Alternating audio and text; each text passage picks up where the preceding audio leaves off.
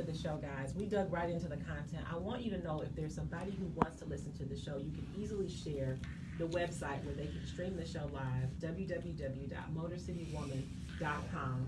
If you want to join this conversation, please feel free to call into the studio, 248-809-6400. And if you're on the go or you know somebody that's on the go and they're not in front of their computers but they want to listen, Motor City Woman Radio has an app. You can go to the Google Play Store or you can go to the App Store and download Motor City Woman, and then you can listen to it anytime, wherever you want. So, Fareece, thank you for being here. Thank you for having me. You know, I am not a victim of sexual abuse or any childhood trauma, but I cannot imagine having to carry that for a very long time. And so, I guess with all that you do and all that you are, what was that path to healing like for you? I mean, I guess let me ask a different question. What Valerie described as the draw for young women, where they're not necessarily being kidnapped or even being lured. There's this deprivation that's there.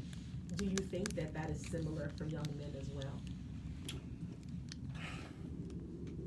For me, I can only speak for myself. For me, I don't know if there is any healing. I think there's more so coping mechanisms as far as healing is concerned, because it's something that stays with you for the rest of your life. You just have to find ways to cope and to deal. And the way that I cope and have dealt with sexual molestation is God. If it wasn't for God, where would I be? And He's the one that brought me through those circumstances and trials in my life. Can I ask you how old you were? I'm 52. You're 52 now, but at the time that you were molested, how old were you? I was started at the age of I was abused first physically. I was in foster care, so I was abused physically by a lady who cut me with a knife in my hand from going to playing on the logs. And so then I was taken out of that home. And something else happened to me. I can't remember, because my father had came and got me out of foster care and took me to his family.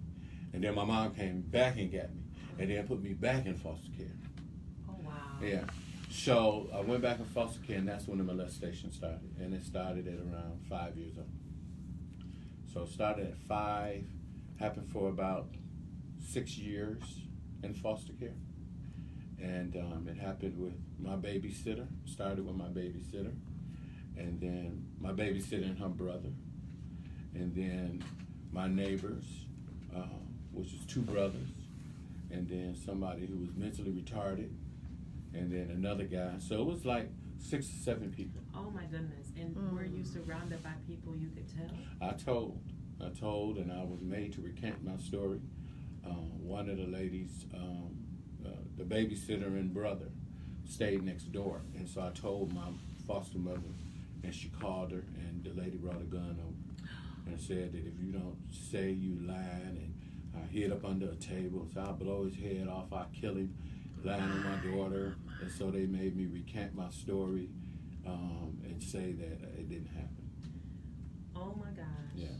Oh my gosh. I cannot even imagine. And so I'm sitting here and I am feeling the sadness and this grief, because when I look at the populations that I serve, the majority of our population, our children who are vulnerable and at risk, they're not resourceful. Yeah. So with an experience like that, you at that point, it changes you forever, because you are alone. Yeah. You try to reach out to your caregivers to help you. Yeah. And so at this point, does mistreatment become normal for you? Oh yeah, it was man, it was an everyday thing. Not only was I physically abused, but I was sexually abused. I was tormented. I was bullied in school. I remember my foster mother's. She had some guys that people used to stay with her or whatever before I moved in. Came to visit her, and one young man slobbed up, spit in my face. I'll never forget that. And nothing happened. 2 of the guys that molested me, the brothers, the Brutons, I'll tell their name, I ain't scared of them, took me and my foster brother into a abandoned house and was go kill us. He said. That's how I knew God. That's how I realized later. I mean, I would just be a shell of a human being. Yeah. I don't have I do not have that. I mean, I can't say that I don't have. I'd be a shell of a human being. That is a level of resilience that I have not known. And are you familiar with the ACEs study, Adverse Childhood Experiences study?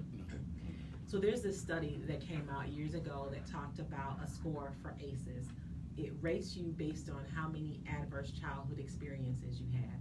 And the higher your score, the more likely you are to suffer from mental and physical health problems, right? That's what the study said.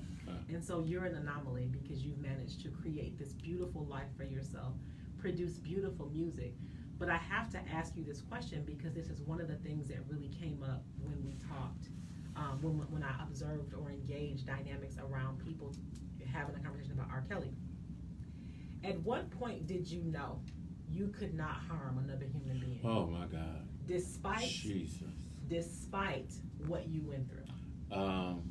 Wow. It was my little cousin. I was almost at that point, and I prayed and I said, this is wrong. I said, I do not want you to feel what I felt. Mm-hmm. And I said, if somebody ever approach you like that, you tell me. Period. But I was almost there. Like, I was there, and it was God, pure God, because I thank God. I told my little cousin too. Did you? I told my cousin, I said, I almost molested you. Wow. Yeah. Have you ever did you ever seek professional help? I never sought professional help. Okay. It was God. It was God who has brought me through. Man, I sacrificed myself because I turned to prostitution and drugs. And so I had a 30-year drug habit. And you've been reclaimed for how long? Over a year now. Yes. Recovery is not easy. I know both my parents had addiction. That's so awesome. That is awesome. Yeah. Awesome. So it was something that I wanted to address with my cousin because I remember telling her, pull your pants down. And then I said, pull them back up. Wow.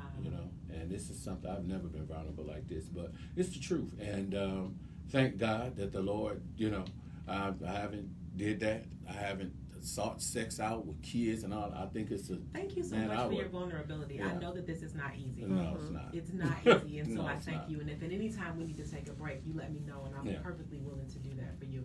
We've reached the 20-minute hour. We're going to take a quick break because that's a lot, and my throat is getting thick, and I need to get up and have a group hug because this is heavy content. Yes, it is. And so we're going to take a quick break. When we come back, we'll dig more into the issue of sexual trauma and abuse. At some point in the show, we'll get to some more flower essences that can help people process. And thank you for listening. You're listening to the Adults with Dr. Karla Show. Yes. So, hey, my Facebook Live viewers, I am here with Dr. Karla Mitchell on the Dose of Dr. Karla show. We are talking about the results of the R. Kelly series, and we also have a few other guests. There's Dr. Karla and with one of our other guests. So we're going to do a group hug. So hello, and this is Dr. Karla Mitchell, my dear friend. Hi.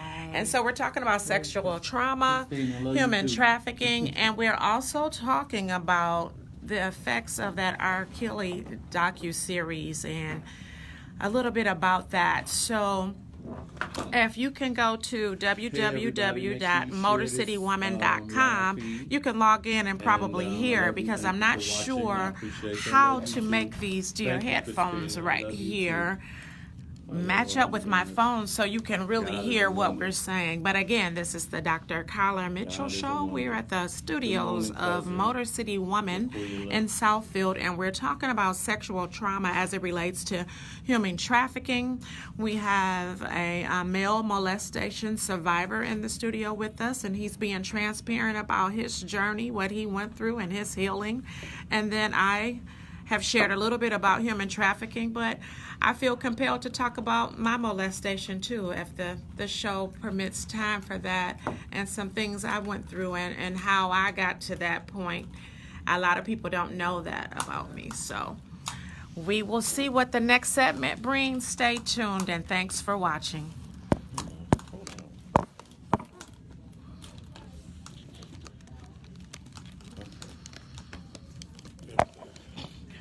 So now are we supposed to, they can hear if I do this? Yes. Okay. So welcome back. You're listening to the Dose of Dr. Karla show at the Motor City Women Radio Network. If you just tuned into the show, we've had a really heartfelt conversation about sexual trauma. If you'd like to join in this conversation and you missed the phone number to the show, it's 248-809-6400. I'm sat here talking with the lovely Valerie Bonner and Mr. Fareece Grimmet, both of whom have enlightened me today around the subject of sexual assault and sexual trauma. Ms. Bonner has extensive experience in human trafficking and really raised my brow today when she shared with us that the auto show that's happening now is a prime time opportunity for traffickers, because there are people in town looking to have a good time and would happily take some treasures back with them, so keep your babies close.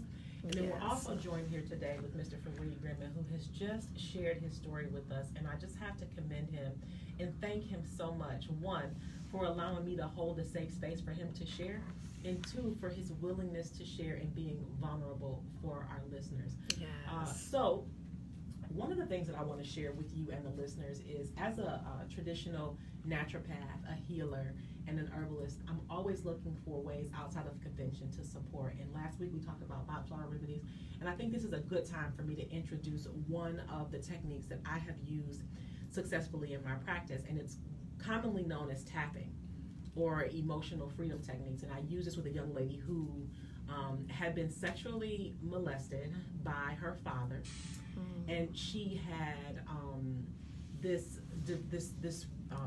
the garage door was a triggered response for her, where she would just pee on herself. So every time she heard the garage door or any familiar sound, it would trigger her to use the bathroom on herself. She lost bladder control. And it was one of my first cases. I had just started practicing, and I just remember emotional freedom techniques was one of the first techniques that I used in terms of meridian tapping. So let me just give a little background on meridians.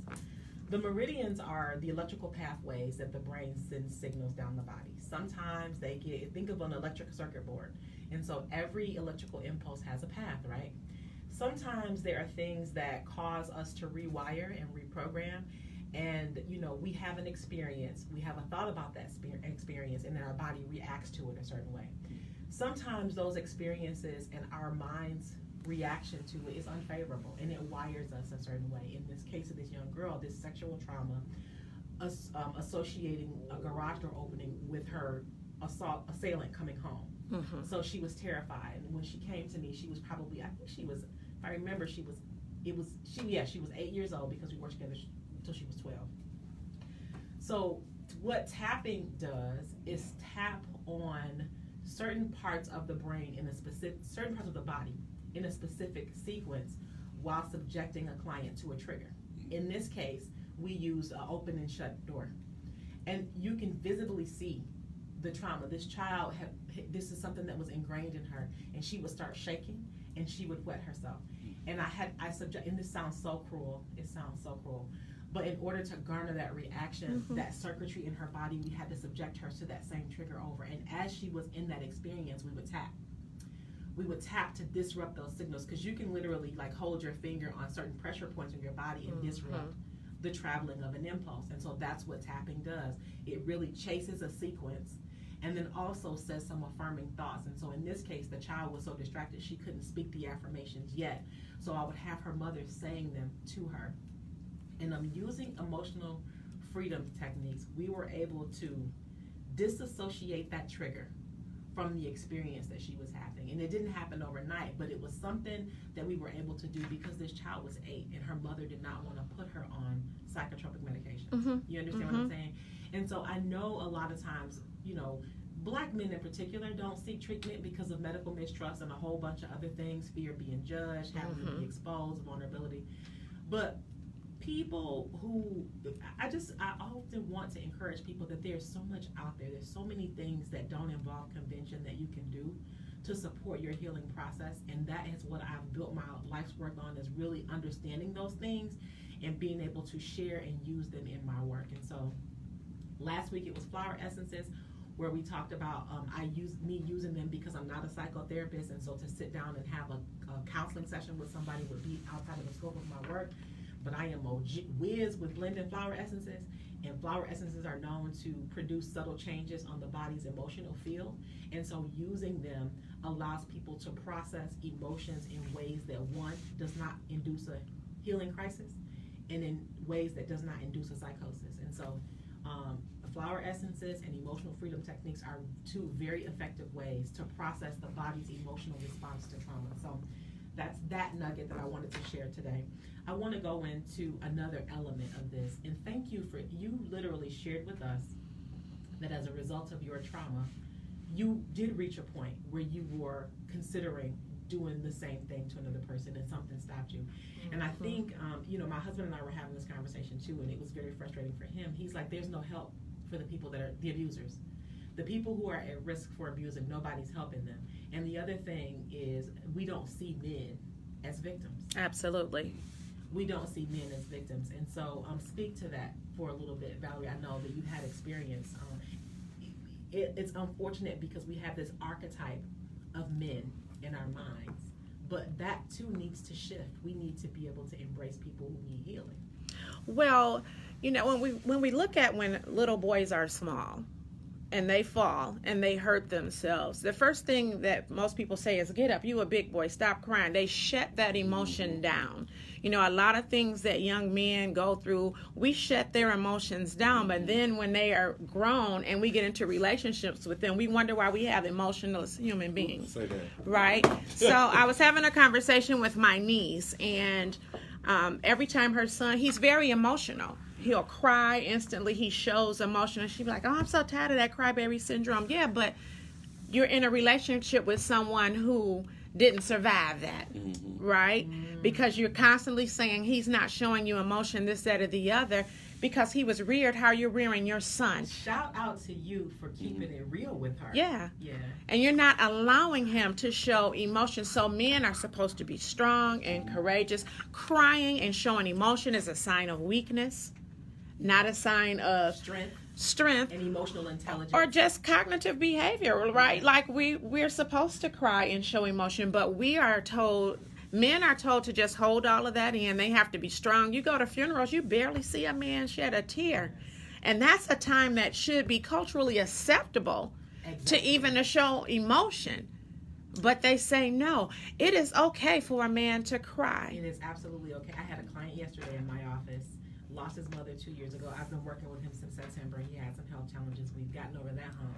And so now we're starting to explore these the emotional root causes for some of the things that he's experiencing. And he sat in my office and he cried yesterday. And he said, I don't know what's wrong with me. I went to my cousin's mom's funeral yesterday, and now I can't get myself together. And I said, well, do you miss your mother? He was like, yes. I said, have you grieved? He said, no. And he works in a correctional facility. And he's watching boys perish on a regular basis, and it is a lot. He broke down, and I had to leave out of my office, let him stay and just let him have that moment. Fareece, what was your experience? I can't imagine carrying all of that. I mean, I probably, my temperament is probably, I would just be running through, punching walls, and I don't know. What was that like for you? Oh, I was angry. I hated myself. I felt worthless on the inside. I felt like that I was cursed. I was mad at God. When I was going through all this, I remember telling God I hated him. Wow. And I was going to tell you about an experience where when one of the brothers, his name was Michael Bruton, took me into a abandoned house and said he was going to kill us.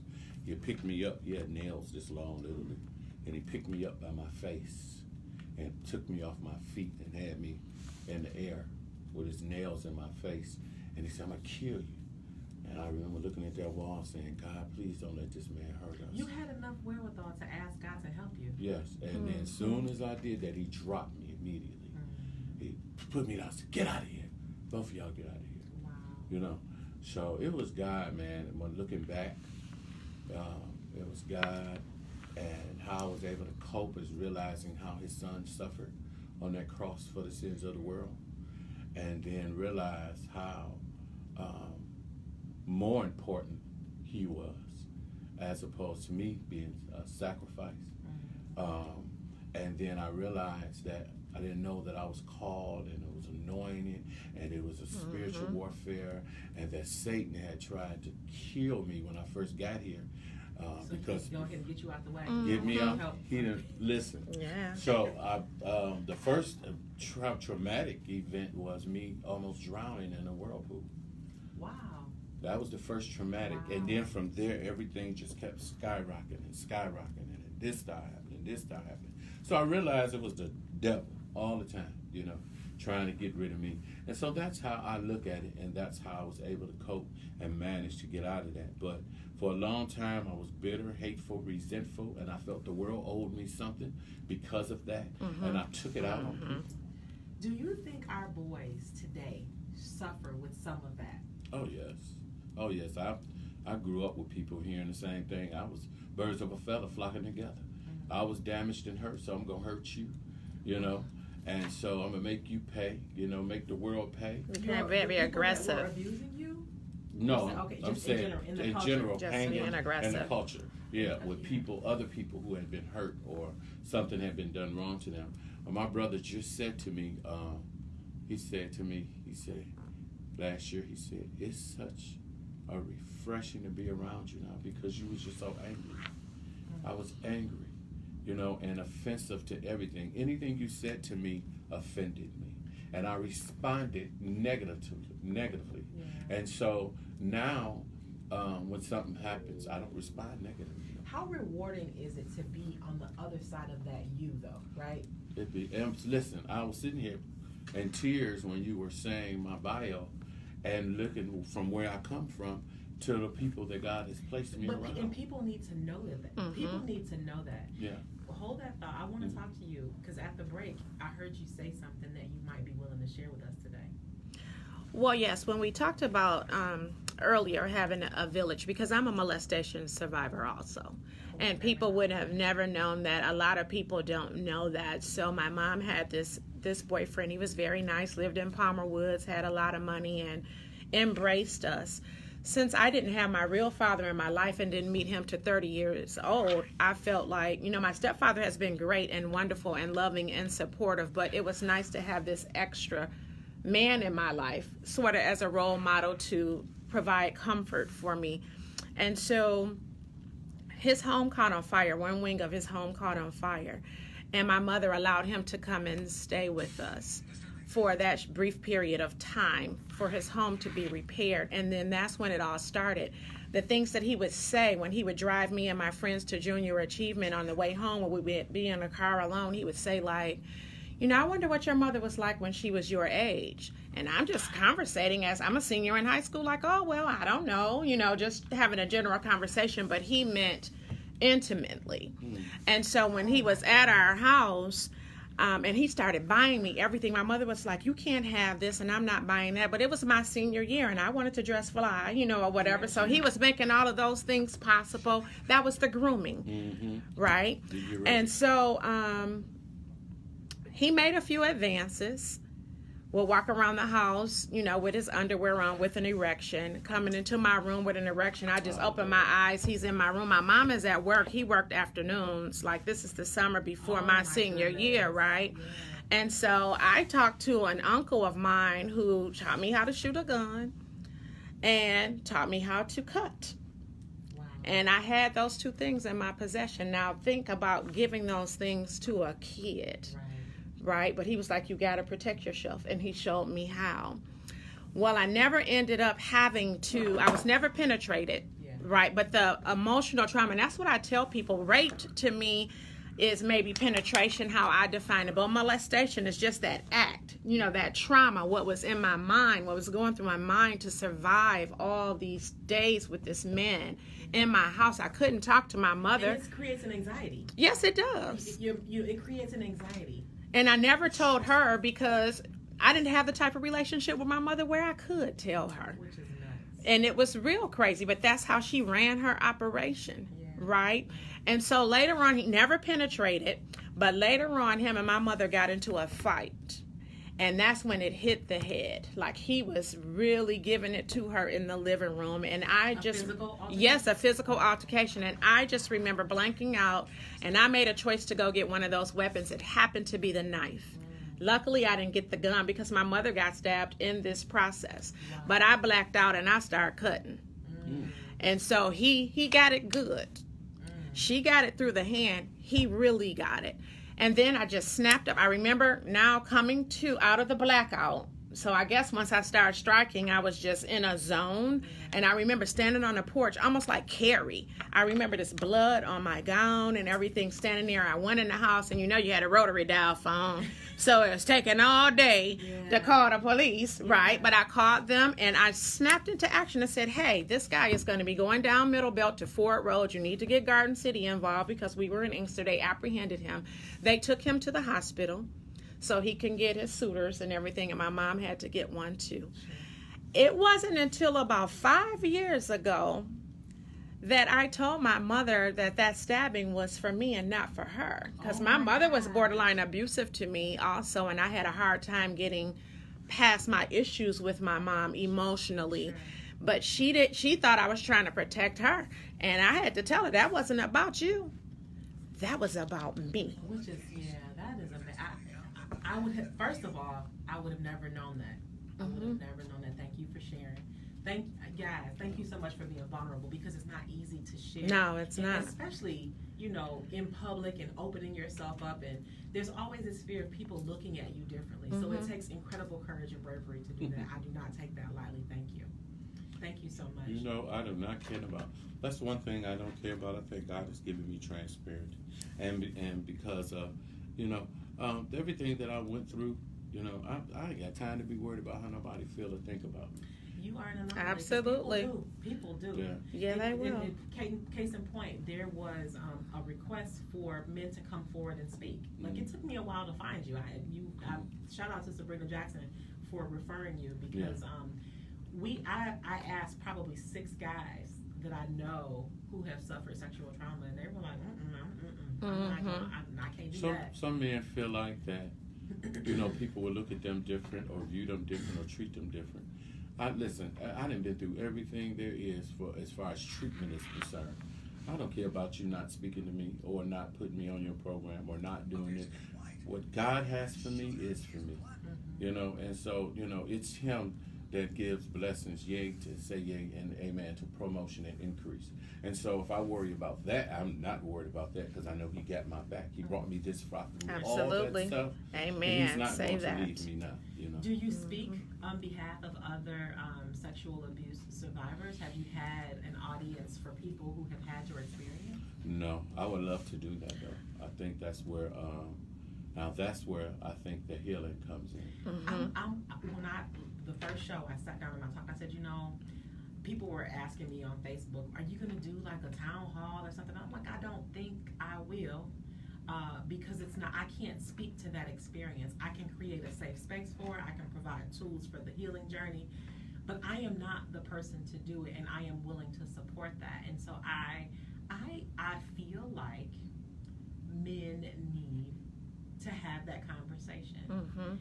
Yeah. I feel like there needs to be a space for even men who weren't strong enough to not inflict harm on others.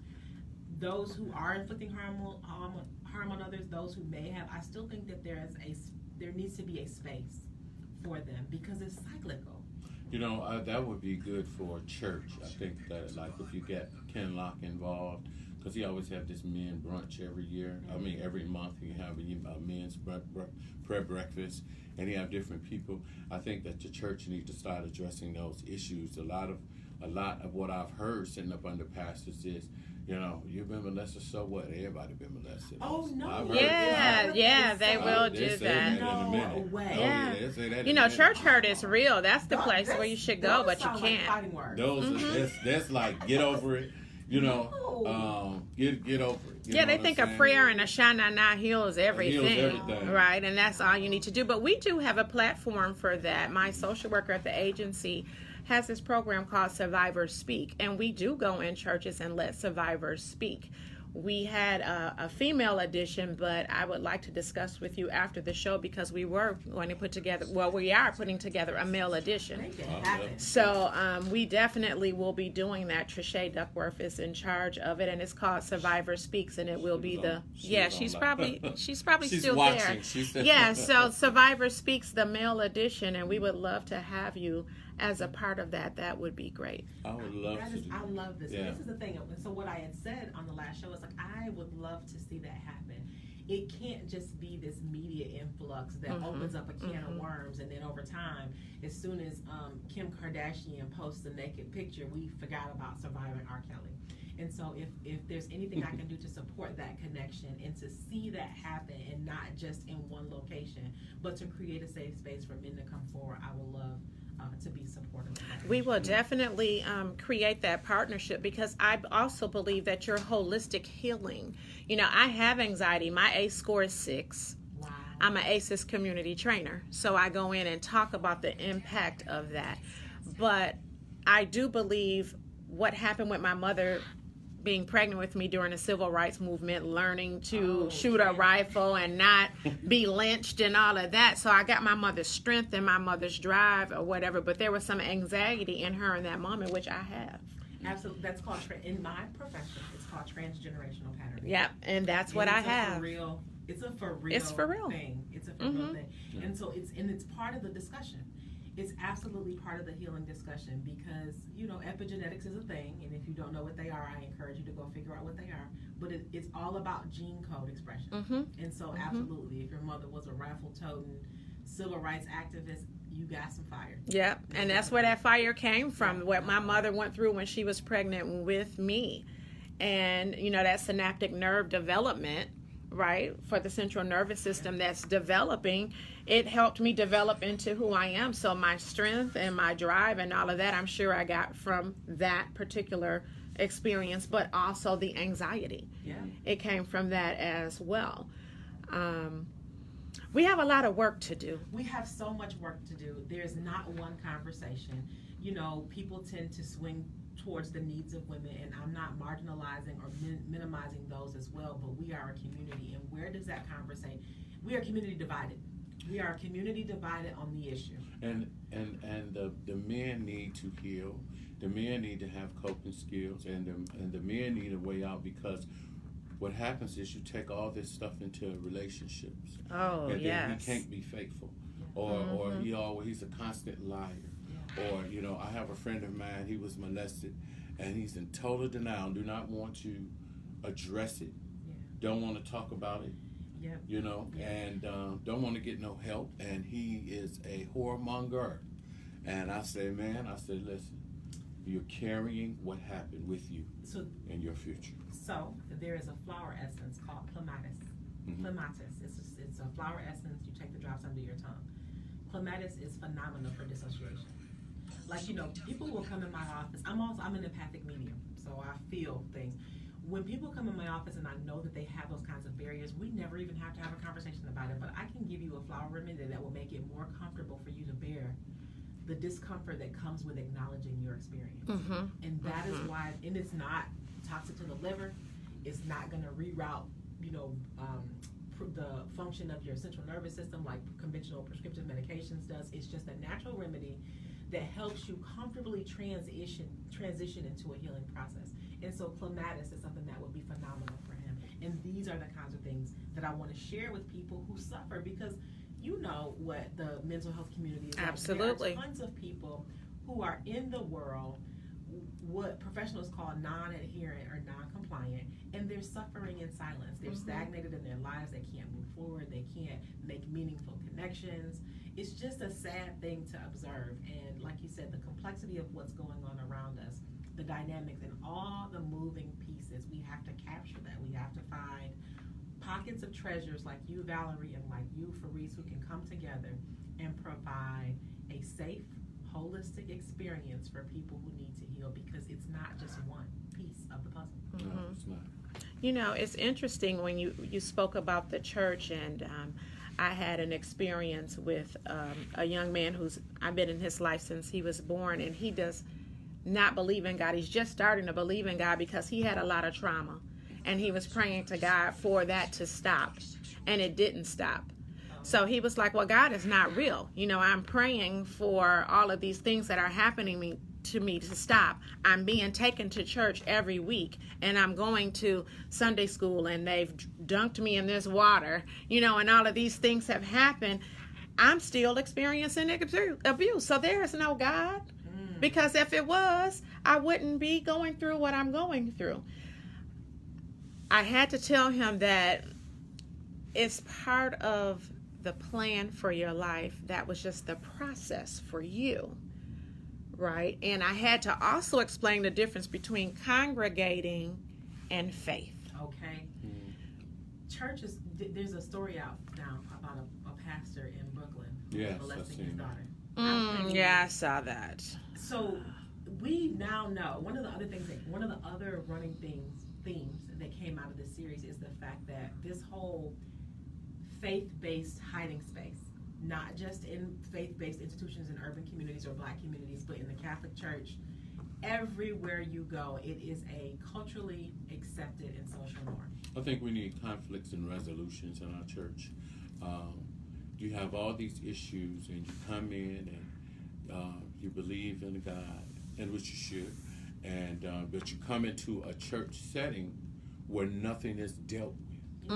And that's where the healing should be taking place, not just in the spirit, but in the physical as well. We don't address the physical. Why do you think it's like that, though? I think it's easier to become marketable on a certain sect.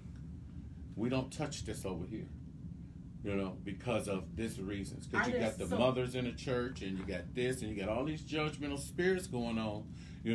I remember my mother told me, oh boy, I got a fusion coat, and I like my fusion coat, and it's real nice. And so she had told me, she associated that with me being gay.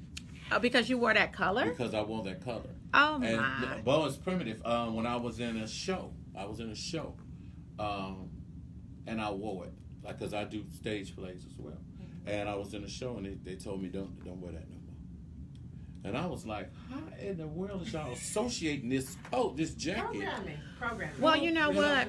My biological father that I met at the age of 30 is a pastor. And I've had some conversations with him around this subject, like, why do you allow some of the things that you allow to go on in the church and you're privy to them? Now, molestation hasn't been one of them for those of you that are watching. We haven't touched on that. He hasn't made me aware that he knows any of that goes on. But some of the other stuff that goes on is not right. And so I raised a question to him, because church has become a business, for sure, right? And what is right is not popular. So if you start really preaching righteousness, you're going to have 2 or 3. But the words say where 2 or 3 are gathered, so is he. Why do you need the rest of these people? Okay, so you need to pay the bills. I get that. But now you've burnt the mortgage. All this mortgage burning phenomenon that went on over the last year. A lot of churches have burnt their mortgages. So you don't need to bring that type of revenue in. Let's get real with church now. If the building is paid for, let's get real. Sit people down that are in there clowning. Yeah. And they won't do that. That part. That's Sister Smith or whatever. Okay, church hurt is going to become physical hurt if people keep on just saying whatever they want to say under the auspice of the church. That's right. People don't understand that, and I'm telling you, I've been through that. It's definitely that concept is one of the things, and I don't want to offend anybody that is a Christian. But if Christianity does what it needs to do, in my opinion, you evolve beyond it. Yeah. That's should. The first thing. And the second thing, church folk get on my nerves and they make me sick. And we'll leave it at that. We've got about 10 minutes left in the show, and I want to think about a viable path forward or resources or anything that you want to share with our listeners that kind of help to incite healing or inspire healing, or maybe offer them a window of hope in terms of how to put their best foot forward. There are people who have had these experiences and just don't know where to go. I want to say, first of all, you got to forgive yourself, because I felt like that because I began to like what was going on. See, that's the other part. When you introduce to sex at an early age, I don't care who it's from. Sex feels good. But if you're a child, then you begin to know one part. You know what I'm saying? Yes. And so you begin to like that. And so you have to begin to love yourself and not judge yourself and saying, hey, it's my fault. Those were adults. And that's where I went wrong, because I just kept thinking, nah, but I prompted it. And, you know, I did. Feeling that it's your fault. Feeling that it's my fault. Feeling like, you know, I told, but I didn't know what else to do. So you have to forgive yourself. That's the first thing. And then you gotta help. You have to talk about it. That's the only way to heal. To start the process of healing is to talk about it, and even or coping skills. Because some people, they never get over the wound. The scars are always there. And that was one of the things that I was going to bring up in the beginning. I've been talking about. Tell us about your healing journey. Tell us about. And the first thing you said in the show was like, no, I can't say it's a healing, but I've been coping. Yeah. And that's honesty. Yeah. I've coped with it for years, and the reason why I say it's not a healing because. You know, healing takes place when you confront. Yeah, there's all those pieces. All those other pieces. You got to confront the people, especially if they're still alive. A couple of my people abused me is dead, but a few of them is still alive. Yeah. And so that means I got to find you and confront you, and you gonna lie. You gonna say this ain't happened. You gonna say I made it up. Blah blah blah. And then that's where the anger comes in. That because now it's like they want to take accountability. Yeah. Listen. Because I'm gonna tell you, I put in my mind 1,000 times, blowing up the guy's house. Oh my God. You know, and setting him on fire, or you know, all that kind of stuff in your mind. Yeah, that's in your mind because it's like you messed up my life. Now let me just ask this question. Now, when you leave here, you're gonna be okay. Oh yeah, some of it. Yeah. When you leave here, you're not gonna go. I think he's been completely healed. Yeah, I've been. From my vantage point, you know, people say things like forgive and forget. That's unnatural. Forgive and recover. You're not going to forget. Yeah. It's unnatural to forget. You can forget some aspects of it, but you'll never forget what happened to you. Yeah. Right? So forgive and recover. You're not going to forget. But what you do recall and remember is when you have to control that emotion. Yeah. You know, so it doesn't take you to the place where you want to do that drive by. Yeah. You know, or things of that nature. And I was going to offer the same thing. I think the key here is to get back to emotional balance. Mm-hmm. Doesn't always mean you have to have a prescription or sit before a counselor that you feel is judging you. There are absolutely natural ways to do it. If I can have this conversation 1,000,000 more times, I want to do that. And so, again, like I said, I think that emotional balance piece, forgiving and recovering, forgiving yourself, absolutely so many people blame themselves for their experiences and their circumstances, and then talking about it. And I honor and revere you both for committing to creating a space for people to be able to talk about it. And I've got some, when you guys were talking, I got some other people in the back of my mind, especially who are fearless about attacking that church conversation. It's not me, but I do know some people who I would love to link you both up with so that that tour of the city can start. Absolutely. Yeah. So we're going to take a minute. I want to give you guys some upcoming events for this week. This Saturday, the Milestones Agency of Metro Detroit is hosting an empowerment festival. Yours truly will be on hand to teach a parent's pathway to perfect health. And it is for families with young children. If you have sons, grandmothers, uncles, aunts who are raising boys, this is the place to be on Saturday. There's going to be a 3-on-3 basketball tournament. Lots of workshops around survival, success, and leadership for our young men. And then giveaways. So if you haven't registered, there's still time to do so. 313-444-2055 is the number to register. Also coming up next Thursday, January 24th, every fourth Thursday is the Action Coalition Drug-Free Communities Coalition meeting held on Detroit's West Side at 48219. If you'd like to be a part of that coalition meeting, it happens twice. So we make room for everybody to come. We do it at 1 o'clock in the afternoon and at 6 p.m. in the evening. We are trying to prevent youth substance abuse in the community, and we want your support. So that meeting happens every fourth Thursday. Next meeting is January 24th. 313-412-2160 for additional information. And then finally, on January the 26th, we reconvene for my Afro-Herbalism class. You guys know I love natural medicine, and my Afro-Herbalism class is a free Learn Shop meetup where I teach people how to use Afro-herbalism in their everyday lives as a form of health promotion and disease prevention, and it contains culturally sensitive and culturally specific content because in most spaces, blackface is not represented in herbalism, and so I want to provide some context around African American contributions to healing. And so Afro-herbalism is a free class that happens on January 26th, 2 p.m. at Exhalation Integrated Wellness. For more information, 313-744-2747. You've been listening to the A Dose of Dr. Karla show. Thank you for your listenership. I appreciate you for being with us today. Thank you, Fareece Grimmet, for sharing your story. Thank you, Valerie. My for pleasure. Your expertise. Thank you for having me. Thank you so much for continuing to support the show. We'll see you next week. All right. Thank you, my Facebook listeners. That's the end of the show. Thank you so much for tuning in, and have a wonderful day. You can share the video.